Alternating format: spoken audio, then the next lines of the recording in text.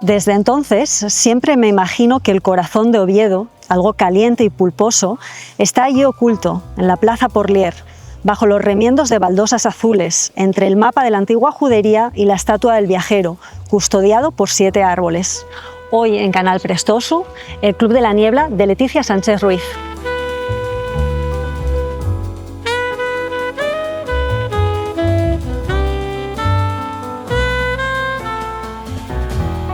Bueno, Leticia, enhorabuena por el libro, antes que nada, que está salido hace un mes por ahí, ¿eh? Sí, hace un mes, está reciente ahí, oloroso, salido del horno. En el Club de la Niebla vas alternando pasado y presente para desentrañar un enigma que tuvo lugar aquí en Oviedo hace más de 20 años. Cuéntanos cuál es ese enigma, preséntanos a los personajes, ponnos en contexto. Pues ese enigma es que un famoso escritor chileno, Ávilo Garbas Montseny, vino a Oviedo a los terceros encuentros hispanoamericanos de realidad y ficción, que en realidad existieron los 2 primeros, este tercero me lo inventé yo. Entonces viene a estas charlas y pasa una tarde con una tertulia literaria bastante particular, que son los miembros de la Patagonia. Bueno, pues cuando se va al hotel, después de estar con ellos, desaparece.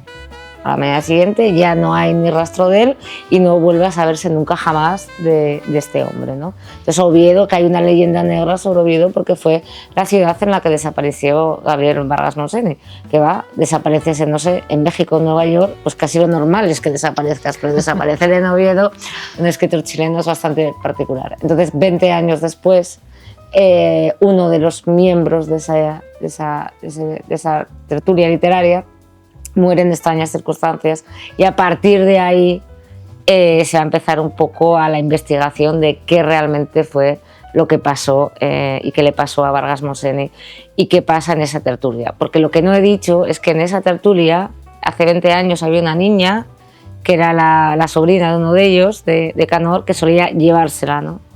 Entonces ella toda su vida ha pensado que qué ocurrió aquella noche y por qué todos los amigos de su tío, los de la tertulia literaria, nunca volvieron a ser igual. Entonces se arma de valor y 20 años después, ya siendo adulta, empieza a investigar todo lo que ocurre. Y ya como curiosidad, esta chica, Alana, que se llama, tiene mucho de ti, porque yo la verdad es que la he imaginado igual que tú. Mientras estaba tal, me la imaginaba como tú, se le ponía tu cara. Tiene pinta de ser así como tan guindilla, ¿no? Sí, me lo ha dicho mucha gente. Yo realmente la he hecho físicamente bastante distinta a mí para que no se nos confundiera. Y además, claro, sí, yo como hago muchas cosas parece que soy muy movida y tengo un carácter tal, pero en realidad yo tengo la vitalidad de una tortuga, ¿eh? O sea, lo mío es interior. No, Alana, aparte de ser bastante más joven y ser más energética, y aunque somos igual curiosa, ella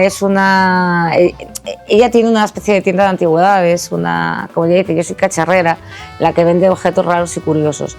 Y lo que nos une, sobre todo a ella y a mí, es esa obsesión que tenemos por el pasado, por las cosas insólitas, por la conservación de los objetos y por las huellas que vamos dejando. Yo creo que ella y yo nos parecemos mucho en ese aspecto.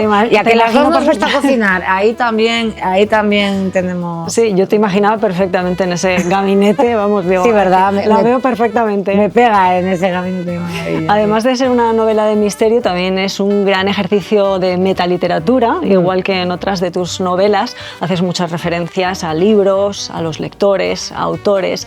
Entendemos que en esas referencias están tus filias literarias y que de alguna manera son recomendaciones de no dejes de leer esto antes de irte al otro mundo. No, realmente son los libros de los que hablo dentro de este libro son libros que me parece que aportan a la trama, ¿no? Es decir, yo utilizo la literatura como utilizaría las calles de Oviedo, porque es lo que mejor conozco y lo que me va aportando. Entonces, por ejemplo, a la hora de construir, yo solo pasé bomba construyendo el personaje de Vargas Montseny, sobre todo su vida, por qué llega a la literatura, me invento los libros que él escribe, y eso a mí es una de las cosas que más me divierte el escribir. Y luego, aparte de este escritor que ha desaparecido, hay otra escritora, que es Ruth Rami, que es la que escribe un libro sobre esta desaparición, una especie de true crime, ¿no? También me divirtió mucho escribirla a ella, porque aunque sean dos escritores, no tienen nada que ver uno con otro, no tienen las mismas lecturas, ninguno de los dos, y escriben por motivos muy distintos. Y luego hay otra tercera vía y es que yo tampoco me parezco a ninguno de los dos y tengo otras lecturas totalmente distintas. Eso sí que me había quedado claro que no te parecías a ninguno de los dos. Pero el nombre de él no es casual. No es casual. Pero él es un escritor sudamericano, entonces el Gabriel es por Gabriel García Márquez, el Vargas es por Vargas Llosa y Montseny es muy casual y es porque el día que yo concebí este personaje acababa de ver una entrevista de Federica Montseny, entonces la tenía ahí y digo, no, es que tiene que ser Montseny, ¿no? Entonces eso era que me pasó lo de Vargas Llosa, que además, pobrecito, que se me murió el día o la semana en que yo saqué este libro. Digo yo, bueno, ahí va el póstumo a Vargas Llosa. Y yo pensaba, ostras, ¿qué se montaría en Oviedo? Pues imagínate si en Oviedo viene Vargas Llosa a dar una conferencia y desaparece. Pues de alguna forma era mi mensaje. Sí, mira cómo se cerró todo el círculo, ¿eh? Sí, probé. Oye, y una curiosidad, Rosalía habla de Cortázar, Sí. Bode habla de Delibes. Sí. Bueno, no, a ver, yo amo a Cortázar de Delibes, claro. No hay que elegir, pero ¿a cuál nos acercamos primero? ¿A uno o a otro? ¿Como lectores? Sí, como lectores. Sí, si alguien Delibes. Primera Delibes. Primera Delibes. O sea, para acercarte a Cortázar, eso es como si te acercas a la pintura de Picasso antes de la pintura de Velázquez. ¿Cuál es mejor? Yo no podría decir cuál es mejor. Son dos formas muy distintas de retratar el mundo, pero primero hay que entender el mundo para luego desentenderlo. Entonces, para entender el mundo de Delibes, para desentenderlo Cortázar. Pues con ese apunte, que además también explicado, nos quedamos. Hablabas de las calles de Oviedo. Oviedo es otra de las grandes protagonistas, no solo el escenario, hay muchos rincones, mucho de Oviedo presente. No habías ambientado ninguna novela en Oviedo, ¿no? ¿Te ha resultado especialmente diferente qué rincones elegir siendo tu ciudad o lo tenías muy claro? No, esto fue... Yo me dedicaba a vagar por Oviedo y me decía mi marido, ¿tú qué haces dando vueltas por Oviedo como si fueras un autómata? Y yo decía, estoy documentándome para la novela y no entendía nada. Porque yo lo que hice fue, claro, verlo desde el punto de vista de la ficción, que era algo como yo nunca había mirado mi ciudad, ¿no? Las críticas siempre están diciendo lo mismo, que sale una Oviedo muy mágica y muy literaria. Pero realmente yo prácticamente no invento nada de la ciudad. O sea, todos los rincones están ahí, desde la estatua del regreso de Winas de Arrosberg, el Rialto, el Olivar, el Cañón del Fontán, la iglesia de San Juan, los funerales en la iglesia de San Juan, Valentín Masip o el Parque San Francisco, ¿no? O la librería Matadero 1. O la librería Matadero 1. He de decir que yo no quería sacarla, lo que pasa es que hay un momento en el que Alana necesita ir a comprar unos libros y digo, a ver, esto es por pura lógica, ¿dónde los va a ir a comprar en Oviedo? A Matadero 1. Hombre, era necesario. Hablando del antiguo, además, era necesario. Eran los que nos íbamos a tener, o incluso las calles del antiguo, ¿no? En las que digo que ir por el Oviedo antiguo es como ir haciendo una especie de casillas, cayendo en casillas del juego de la oca, por los nombres que van teniendo en las calles. Entonces, realmente simplemente me puse a mirar, y a mirar de una forma subjetiva la ciudad. Entonces, a ir sacando pequeños detalles que me parecen magníficos, como por ejemplo el hecho de que, a ver, todos hemos comido moscovitas alguna vez en nuestra vida, ¿no? Estas pastas, pero porque llevan 80 años haciéndose esas pastas y nadie sabe por qué se llaman moscovitas. Moscovitas, los habitantes de Moscú, ¿a qué vienen? ¿Por qué? Eso a mí ya me parece un misterio alucinante. Pues así la ciudad, es que me parece que está totalmente llena de misterios. Oye, ¿te gustaría a futuro, este verano, por ejemplo, que hubiese rutas literarias o es una idea que a ti no te gusta nada como escritora, ¿no? ¿El tema de las rutas literarias te gusta? A ver, yo es que tengo un problema y es que yo soy muy afín a las rutas literarias. O sea, yo voy por las ciudades y voy haciendo rutas literarias constantemente. O sea que sí, yo estaría encantada. No estaría tan encantada... Es que me dicen, es casi como una guía turística, ¿no? ¿Tú qué quieres llamar al turismo, Oviedo? Pues no, tampoco, no tengo ningún... No me percibo así yo. No tengo ningún interés, pero en una ruta literaria sí, claro, yo encantada. Y además voy yo también, ¿eh? Claro, a ti toca explicar todo, comer unas moscovitas y cerrar así. La niebla, que está muy presente, es el nombre que da, es el nombre del club, está presente. Es una imagen muy gráfica para representar de alguna manera ese silencio denso y pesado que va calando en los personajes del libro. De hecho, hay una frase que voy a leer porque no quiero yo... mira, ahora no la encuentro. Ay, madre. Va, ¿eh? Sí, estáos callados que será un mal menor, que refleja muy bien ese silencio. ¿Vetusta no ha cambiado tanto? No, No, yo no creo que haya callado, no, tampoco ha callado, que haya cambiado mucho. Fíjate que hay un momento en el que están tomando algo en las terrazas y están hablando en bajo, porque nunca se sabe quién puede estar escuchando, ¿no? Y lo de no dar que hablar, esto que es algo tan asturiano y sobre todo tan vetustiano y tan obetense, y que se pone mucho en mi novela, yo he crecido con eso, con el no dar que hablar, ¿no? Pero yo creo que va en ciudades pequeñas también igual, ¿no? Puede ser que va en ciudades pequeñas, pero hay una forma muy particular de hacerla en Oviedo, de estas ciudades en los visillos, porque Oviedo es una ciudad en la que se quiere guardar muchísimo las apariencias. No las apariencias de ser una... a ver, ¿cómo te digo yo?